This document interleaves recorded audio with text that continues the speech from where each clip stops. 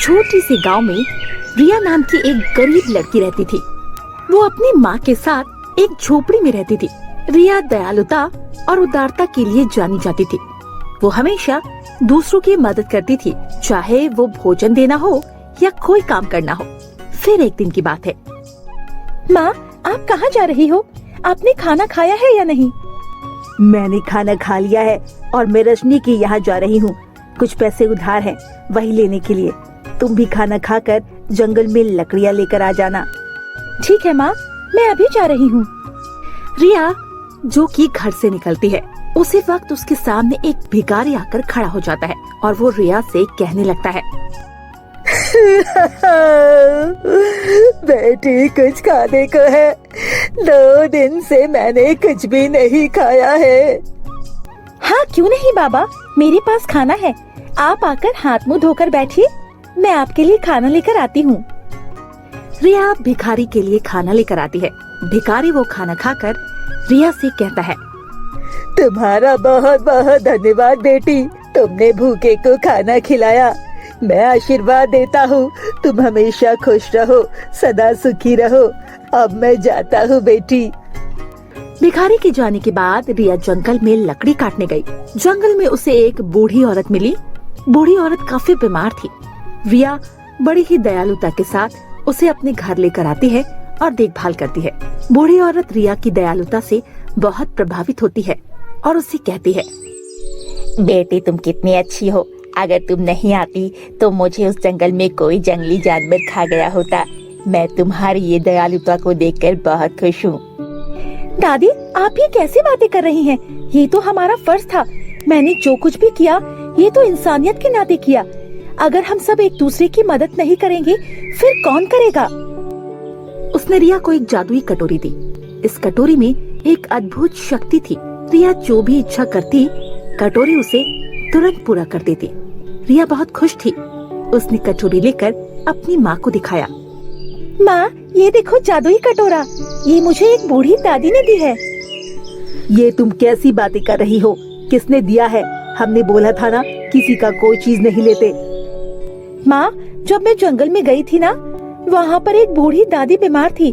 मैं उनको लेकर यहाँ पर आई और उनकी देखभाल की, खाना खिलाया और नहला भी दिया। ये सब देखकर वो बहुत खुश हुई और मुझे उन्होंने जादुई कटोरा दिया। चलो ये तो बहुत अच्छी बात है। अब हमें भूखे नहीं सोने होंगे। रिया ने अपनी जादुई कटोरी का उपयोग गरीबों और जरूरतमंद लोगों के लिए किए। उसने भूखे लोगों को खाना खिलाया, बीमार लोगों का इलाज किया और बच्चों को शिक्षा प्रदान की। गांव के लोग रिया की दयालुता और जादुई कटोरी के चमत्कारों से बहुत प्रभावित हुए।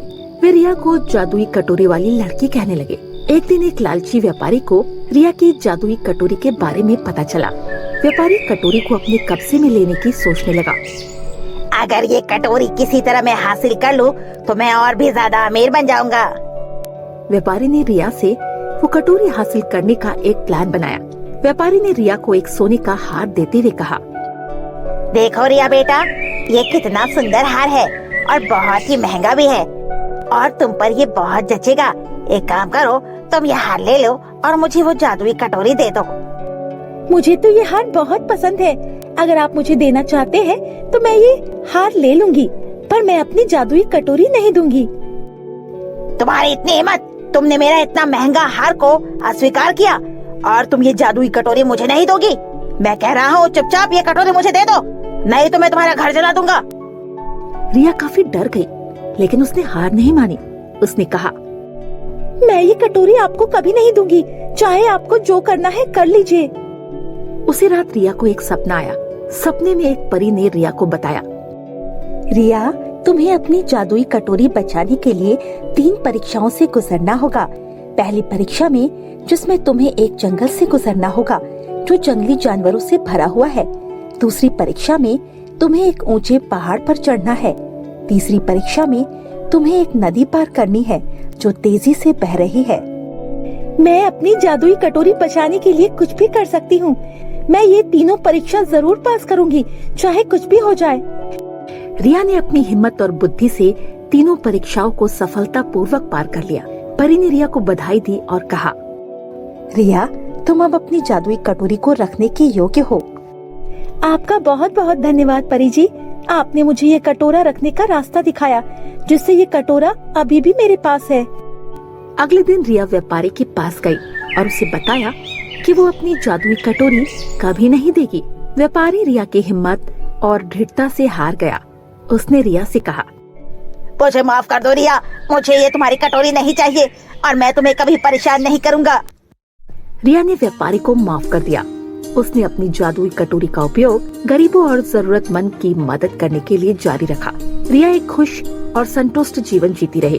वो हमेशा दूसरों की मदद करती रही और अपनी दयालुता के लिए जानी जाती रही। एक गांव में सिला अपने पिता और सौतेली माँ निर्मला के साथ रहती थी। सौतेली माँ उसे बातों बातों में डांटती और मारती रहती थी। अभी तक घर का सारा काम खत्म नहीं किया। तुझे एक बार में कही हुई बात समझ नहीं आती। रुक, तुझे अभी बताती हूँ, माँ की बच्ची। ये कहते हुए निर्मला सिला को मारने लगी। सिला रोते हुए निर्मला से विनती करने लगी, माँ मुझे मत मारो, माँ मुझे छोड़ दो, माँ मुझ पर दया करो, मुझे छोड़ दो माँ। इतने में सिला की पिता आ जाती है और गुस्से से बोलती है, इस बच्ची को बार बार मारने से अच्छा है एक ही बार में जहर देकर मार डालो और साथ में मुझे भी थोड़ा सा जहर दे देना। अगले दिन सुबह निर्मला जब सिला की कमरे में जाती है, ओ महारानी, कब तक सोते रहेगी? घर की काम कौन करेगा? क्या तेरा बाप? जल्दी उठकर घर का सारा काम खत्म कर। निर्मला के कहने पर सिला उठकर घर का सारा काम करने लगी। कुछ देर बाद घर का सारा काम खत्म करने के बाद सिला अपने कमरे में बैठकर मन ही मन सोचने लगी। माँ की गुजरने के बाद सौतेली माँ बातों बातों में डांटती और मारती रहती है। कुछ समझ नहीं आ रहा, मेरा क्या कसूर है? यही कहते हुए सिला अपने माँ की तस्वीर से देखकर बोलने लगी, माँ मैं क्या करूँ? मैं मरना चाहती हूँ। सौतेली माँ मुझे प्यार नहीं करती। माँ बाप भी बहुत परेशान रहते हैं। ये कहते हुए सिला दुखी होकर रोने लगी। तभी अचानक तस्वीर से एक रोशनी निकली और उसकी माँ निकलकर बाहर आई, जिसे देखकर वह विश्वास नहीं कर पाई। लगता है ये मुझे कोई सपना आ रहा है। पर माँ, अच्छा हुआ कि आप मेरे सपने में आई हो। शायद आप मेरी मदद कर सको। बेटी, तुम कोई सपना नहीं देख रही हो, मैं सच में तुमसे मिलने आई हूँ। मुझसे तुम्हारा दुख देखा नहीं गया, इसीलिए मैं तुमसे मिलने आई हूँ। माँ, क्या तुम सच में आई हो? आज मैं बहुत खुश हूँ। तुम मेरा दुख दूर करने आई हो, है ना माँ? हाँ मेरी प्यारी बच्ची, अब तुम्हारी जिंदगी से सारी परेशानी दूर हो जाएगी।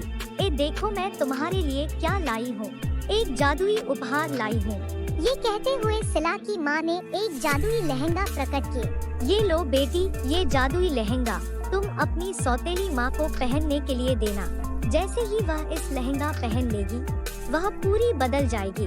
फिर तुमसे बेहद प्यार करने लगेगी, कभी नहीं डांटेगी और तुम्हारी जिंदगी में कोई भी परेशानी नहीं आएगी। जादुई लहंगा देकर सिला की माँ अदृश्य हो गई। उसके बाद सिला जादुई लहंगा लेकर अपनी सौतेली माँ निर्मला के पास गई और बोली, माँ देखो, मैं आपके लिए एक तोहफा लेकर आई हूँ। ले लीजिए। तुम मेरे लिए तोहफा लाई हो? क्या लाई है, दिखा जरा।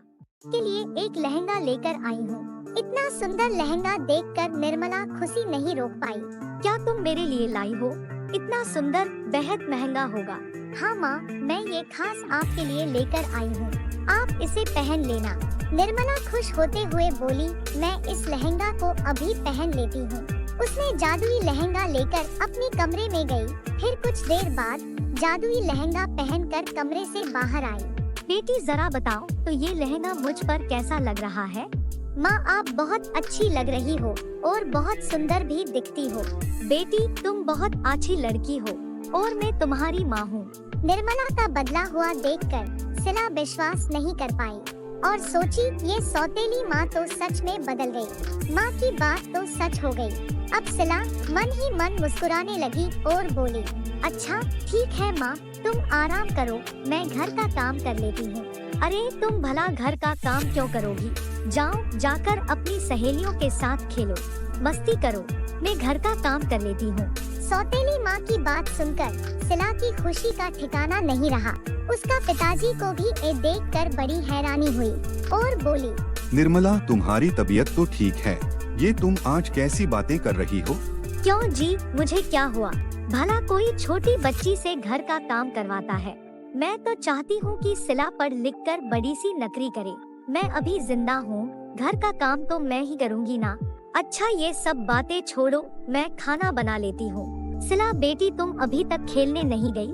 ठीक है माँ। निर्मला रसोई घर में जाकर खाना बनाने लगी। तभी सिला की पिताजी ने कहा, बेटी मैं क्या देख रहा हूँ, कहीं तुम्हारी माँ का दिमाग सर तो नहीं गया? बाबा आप चिंता मत करो, माँ बिल्कुल ठीक है।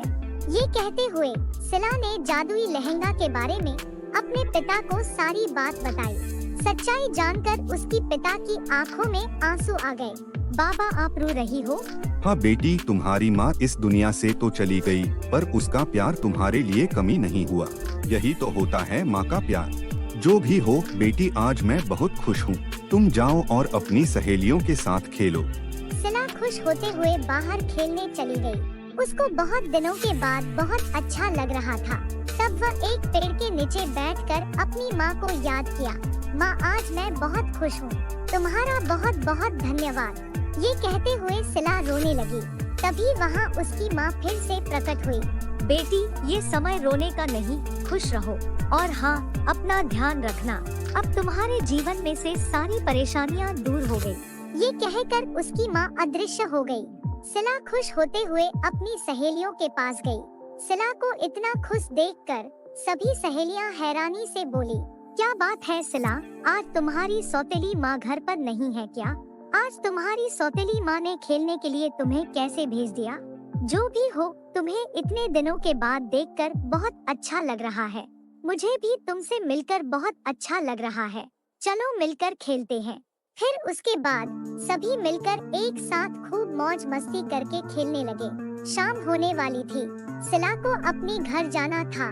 तभी उसने बोली, आज तुम सबके साथ खेलकर मुझे बहुत अच्छा लगा। मैं आज बहुत खुश हूँ। कल से हम रोज खेलेंगे। ये कहते हुए सिला वापस घर लौट आई। इस तरह सिला की सौतेली माँ के बदल जाने से सिला की जिंदगी में खुशियाँ लौट आई थी। निर्मला सिला को अपनी सगी बेटी की तरह प्यार करने लगी। जादुई लहंगा की वजह से सिला अपनी सौतेली माँ और पिता के साथ हंसी खुशी जीवन बिताने लगी।